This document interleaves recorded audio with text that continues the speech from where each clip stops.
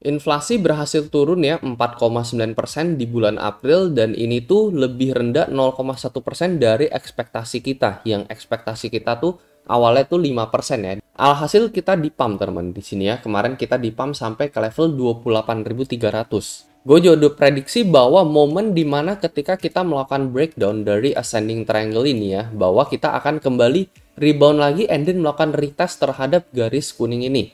Ini exactly gue predict di tanggal 9 Mei ya melalui grup VIP BingX ya. Jadi BTW kalau misalnya kalian pengen join grup ini gratis ya dari gue sendiri ya. Ini daily outlook analysis. Jadi di luar YouTube gue akan update prediksi dan analisa gue secara real time melalui grup ini.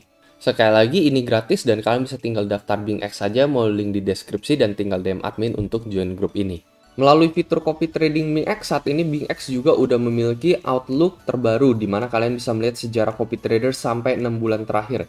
Jadi kalian bisa tahu nih, jika kalian follow trader tersebut secara jangka panjang, apakah akan profit atau tidak. Nah, ini kalian bisa lihat ya, see all di bagian sini untuk melihat secara keseluruhan trader-trader yang so far dalam 6 bulan terakhir ini kira-kira profit atau enggak. Kalau market-market yang lain kan paling hanya sebulan terakhir ya. Jadi menurut gua outlook ini sangat membantu dalam memilih copy trader yang baik. Copy trade juga cocok buat kalian yang enggak kesempatan trading atau sibuk kerja, karena semua posisi trade akan otomatis terbuka dan tertutup mengikuti copy trader tersebut. Jadi bagi kalian yang belum pernah CT atau pernah tapi masih loss, outlook 6 bulan ini menurut gue sangat berguna banget buat kalian, dan kalian bisa coba ini melalui BingX. Sekali lagi untuk daftar BingX melalui link di deskripsi di bawah. Nah, jadi di sini gue mainly bakalan bahas short term, mid term maupun long term plan gue untuk Bitcoin setelah post CPI ya. Jadi seperti yang kita bisa lihat teman-teman ya, kemarin kita sempat dibikin fake out setelah kita menyentuh exactly garis kuning yang satu ini ya, di level 28.300 yang tadi gue bicarakan melalui grup VIP BingX. Jadi alasan kuat ya kenapa gue bisa predik bahwa kita bakalan retest line kuning tersebut, karena rata-rata teman-teman ketika kita break pattern, pastinya kita akan melakukan retest kembali ya, kebanyakan gitu, bukan pasti sih, tidak ada yang pasti. Tetapi dengan probabilitas sekitar 60-70% setelah kita melakukan breakdown dari pattern ya. Ini pattern ascending triangle yang seharusnya pattern bullish, ternyata kita malah breakdown di sini. Kita melakukan retest line tersebut lagi. Jadi sebenarnya simple banget ya. Contohnya kita ambil di dua kasus ascending triangle yang kurang lebih sama dan gagal juga ternyata di sini ya. Balik lagi di bulan Februari, contohnya kita melakukan breakdown, and then di sini kita berulang kali melakukan retest ya. Retest yang pertama gagal, retest yang kedua juga gagal. Jadi balik lagi di bulan Februari, ini dua kali kita gagal melakukan retesting teman-teman. Maksud gue gagal itu ya kita nggak berhasil untuk masuk kembali ke dalam ascending triangle ini. Tapi ya memang terbukti gitu bahwa ternyata ketika kita melakukan breakdown ini kita dibawa naik dan melakukan retest terhadap garis kuning tersebut lagi ya. Sama juga contohnya ketika di bulan Februari awal di sini ya, kita breakdown di sini and then kita melakukan retesting lagi. Jadi kita naik lagi teman-teman. Jadi gue bukan asal ngomong bahwa kita akan retest garis kuning yang satu ini gitu. Tetapi retest ini udah berulang kali kita alamin setelah kita breakdown dari pattern ascending triangle ya. Jadi ya sama juga seperti ini, kita breakdown and then kita melakukan retest ya. Dan saat ini kira-kira bakalan kemana arah Bitcoin. Nah, kalau menurut gue sendiri ya, ascending pattern yang satu ini dan yang satu ini teman-teman ya, ini pastinya setiap ascending akan berbeda teman-teman ya. Meskipun mereka sama-sama retest, tetapi ya kalau yang sebelum-sebelumnya di sini kan kita lihat ya, apa yang dilakukan oleh ascending triangle ini setelah dia melakukan retesting garis kuning tersebut. Yes, dia lanjut turun teman-teman di sini ya. Yang satu ini juga dia sama, dia lanjut turun. Apakah kita akan berekspektasi yang sama bahwa setelah kita retest line yang satu ini, kita bakalan menuju ke level 25.000 ya, di mana level 25.000 balik lagi dari tahun 2022 sampai saat ini adalah horizontal resist yang sangat amat kuat. Multiple times kita touch line ini balik lagi di tahun lalu menjadi line resist, dan sebelumnya bahkan di tanggal 16 Februari ini juga adalah line resist yang sangat amat kuat sebelum kita balik ke level 30.000. Nah, kira-kira apakah kita akan menyentuh level 25.000 sama seperti ascending triangle sebelumnya ya, dimana ya setiap kali kita melakukan retest garis kuning kita drop di sini, ini juga sama kita drop di sini. Jadi logikanya setelah melakukan retest adalah bahwanya kita drop lagi teman-teman ya, karena memang ascending triangle ini adalah pattern bullish yang ketika dia breakdown maka ini sudah terinvalidasi. Probabilitas bullish pastinya akan berkurang dari 60% menjadi kembali 50-50 ya. Kenapa gua nggak bilang bearish yang kembali memegang kendali, dikarenakan kalian bisa perhatikan di garis oranye ini kita masih stable dalam holding line 27.000 awal untuk Bitcoin. Nah, satu hal yang penting juga yang membuat ini agak berbeda dengan ascending pattern sebelumnya ya, dalam dua kasus sebelumnya di sini. Kalian bisa lihat bahwa ini kita sedikit meninggalkan ekor ke bawah teman-teman ya. Baru exactly kemarin malam jam 11 malam sampai jam 3 pagi. Ini ada ekor panjang ke bawah teman-teman ya. Dimana sebelumnya ya, di ascending sebelumnya ini kita nggak mengalami hal tersebut nih. Kalian bisa lihat di sini ya. Ini volatilitasnya juga kecil ya kemarin ya. Jadi nggak ada satu ekor yang bener-bener panjang ya. Ini nggak kehitung panjang ini yang di tanggal 24 ini menurut gua ini kurang panjang teman-teman. Karena di sana juga nggak diikuti oleh pump dan fake out ya. Ini pure breakdown aja ya. Jadi menurut gua ya, yang satu ini, nah ini baru teman-teman. Menurut gua volatilitasnya cukup oke gitu.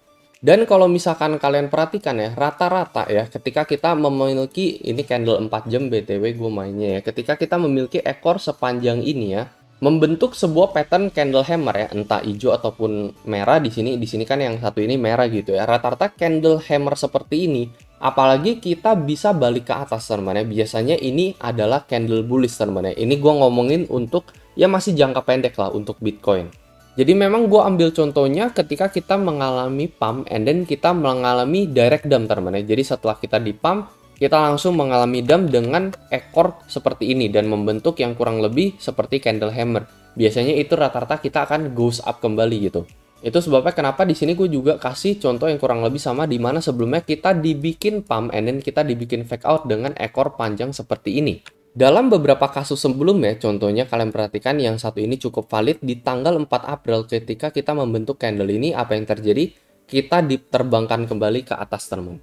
Jadi rata-rata outcome dari candle hammer teman-teman ya, dengan ekor panjang ke bawah di sini ya, biasanya cenderungnya itu kita akan ke atas lagi teman-teman ya. Jadi di sini meskipun kalian lihat dalam beberapa skenario sebelumnya, contohnya di sini kita retest line kita gagal ke bawah. Yang ini juga sama, kita gagal ke bawah. Apa yang gue expect ya untuk saat ini dikarenakan terjadi candle seperti ini, play out ya. Ya gue expect untuk kita at least retest sekali lagi dalam garis ini teman-teman ya. Entah ke level 28.500 atau ke level 28.600 untuk Bitcoin. Salah satu contoh yang cukup valid ini juga terjadi di tanggal 18 Januari ya. Dimana di sini kita exactly ya menyentuh breakout and ini kita dibikin fake out di sini ya dengan ekor panjang ke bawah dan membentuk candle hammer. Kalian bisa lihat apa yang terjadi next ya, dari level 20.000 ini kita diterbangkan ke level 23.000. Dalam time frame daily, nah kalian bisa perhatikan juga yang pertama kita nge-hit BB band bagian bawah, di mana BB band bagian bawah biasanya adalah support ya secara teknikal. And then selain dari hit BB band bawah ini juga kita ada di horizontal support yang cukup kuat dari sebulan belakangan ini, dari bulan Maret ya, udah 2 bulan belakangan ini. Jadi selama kita tidak daily closing teman-teman ya, tidak daily closing di bawah level 27.000 untuk Bitcoin ya. Karena kalau misalkan udah di bawah 27.000 ini kan udah mendekati ambang support ya, ambang support yang ada di sini teman-teman ya. Menurut gue itu cenderung tidak baik dan bisa mendatangkan nuke ke level 25.000 untuk Bitcoin. Tetapi so long selama kita tidak daily candle closing di bawah level 27.000, menurut gue masih ada harapan untuk Bitcoin menuju ke wave 5 untuk Elliott Wave, dimana ini adalah pembahasan gue dari video yang lalu ya, dimana ya so far kita mengalami koreksi hanya 382 di sini ya. 382 ini sitting exactly di level 26.700 untuk Bitcoin. Dan rule yang paling penting untuk Elliott Wave ya menuju ke wave 5 ini adalah bahwa kita nggak boleh overlap dari pump yang pertama ini ya, dimana resist yang pertama ini ada di level 25.000 ya. Jadi kalau misalkan kita masuk ke dalam resist 25.000, maka ini udah invalidasi teman-teman ya, Elliott Wave ini. Karena maksimal untuk toleransinya hanya di level 382 Fibo yang ada di level 267. Dari daily-nya juga ini agak membentuk doji dengan ekor panjang ke bawah juga ya. Jadi sama sebenarnya ekspektasinya sama seperti yang di tanggal 24 April juga ya. Doji dengan ekor panjang ke bawah ya.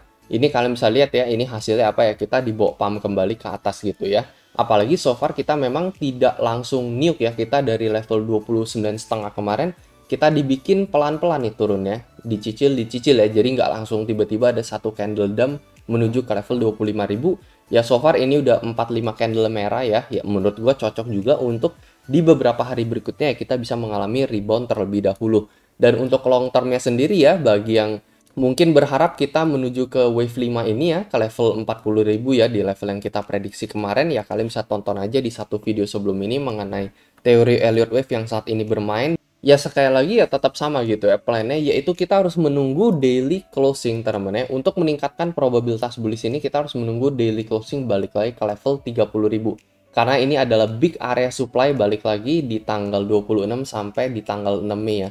3-4 kali kita kena resist ini kita selalu kena reject. Jadi kalau misalnya kita berhasil keluar dari level 29.9 ya, closing di level 30.000 secara time frame satu hari candle, ya menurut gua itu kita bisa ride menuju ke level 32 minimal sampai ya ke level target kita, yaitu di level 40.000 untuk Elliott Wave.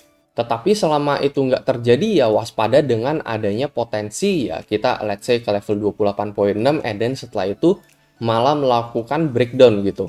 Jadi memang in the mid term sendiri gue itu neutral teman ya. In the long term ya kalau misalnya kita berhasil daily break di level 30.000 lagi, itu ya kita potensially bisa menuju ke level 40.000 maksimal untuk Bitcoin. Sementara dalam time frame midnya ya, dikarenakan kita breakdown dari pattern ascending triangle di mana ini adalah pattern bullish, tetapi di sisi lain Bitcoin masih bisa ngehold di dalam horizontal support ini ya, jadi agak ngebanting gitu. Jadi plusnya ada, minusnya juga ada ya. Gua saat ini lebih ke 50-50 gitu ya untuk jangka midnya sendiri. Tetapi untuk jangka shortnya sendiri, gue expect untuk kita melakukan rebound terlebih dahulu ke level 28.6. Untuk jangka longnya sendiri, gue lebih baik nunggu konfirmasi di atas level 30.000 untuk kita mengkonfirmasi bahwa kita akan menuju ke wave 5 level 40.000. Paling itu aja teman-teman untuk update di video kali ini ya. Semoga analisa ini bisa membantu. Kalau menurut kalian analisa ini bermanfaat ya kalian bisa share ke teman-teman kalian. Itu aja dari gue dan seperti biasa sampai jumpa di next video.